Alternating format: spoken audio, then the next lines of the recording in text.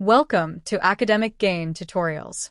In this video, we will discuss the differences between final goods and intermediate goods. Both are important concepts in economics and national income accounting.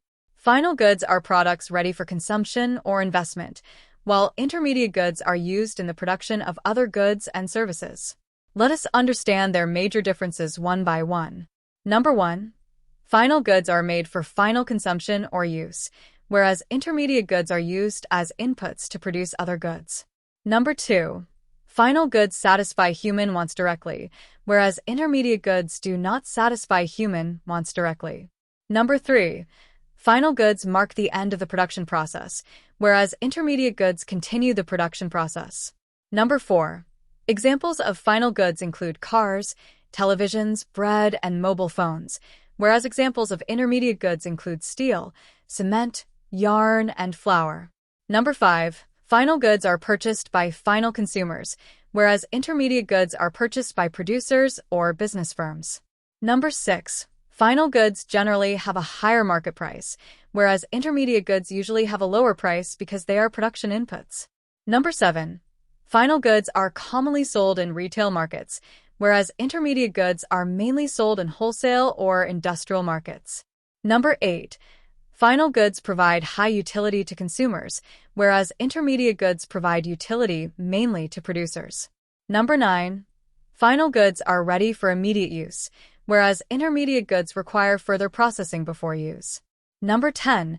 Final goods undergo no further change in form, whereas intermediate goods are transformed into other products. Number 11. Demand for final goods comes directly from consumers, whereas demand for intermediate goods is derived from the demand for final goods. Number 12. Final goods are included in final consumption expenditure, whereas intermediate goods are excluded to avoid double counting. Number 13. Final goods may be durable or non-durable in nature, whereas intermediate goods are mostly raw materials, components, or semi-finished products. Number 14. Ownership of final goods is transferred from producers to consumers, whereas ownership of intermediate goods usually remains within the production chain among firms. Number 15. Final goods can be stored for future consumption or use, whereas intermediate goods are usually processed or utilized within production activities. Number 16. Final goods are generally produced in quantities based on consumer demand, whereas intermediate goods are often produced in large quantities to support manufacturing and production processes. In summary, final goods are the end products consumed by users, whereas intermediate goods are resources used to create those final products.